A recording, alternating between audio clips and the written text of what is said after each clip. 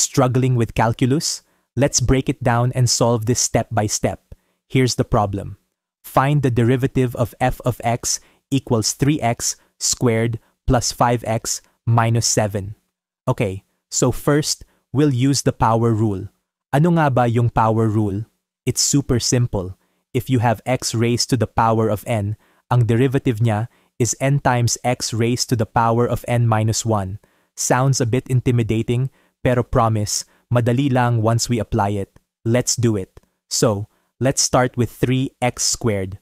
Ang exponent ng x dito is 2. Ang gagawin natin ay bring down 2, tapos i-multiply kay 3. That gives us 2 times 3, which is 6. Next, bawasan mo ang exponent ng 1. So from x squared, it becomes x to the power of 1, or simply x. Final answer for this term, 6x. Now, punta naman tayo sa 5x. Dito, yung exponent ng x is 1. Kahit hindi siya nakasulat, laging may 1 dyan. So bring down 1, tapos i-multiply sa 5. Kaya ang sagot ay 1 times 5, which is 5.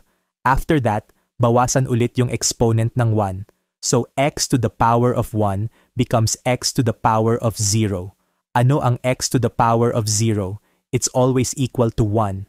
Kaya final answer dito is just 5. Lastly, let's deal with negative 7. Ito super easy. Pag constant like negative 7, ang derivative niya is always 0. Bakit? Kasi wala siyang x, so wala siyang rate of change. So for this term, sagot natin is 0. Now, let's combine all terms, 6x plus 5 plus 0. Pero syempre, di na natin isusulat yung plus 0 kasi wala naman siyang value. Kaya ang final answer natin ay f prime of x equals 6x plus 5. So, ang sagot is 6x plus 5. Sobrang dali lang nito as long as susundin mo ang steps. If ever you're still confused or you want more help with math or other subjects, just message Kialakads. We're always ready to help.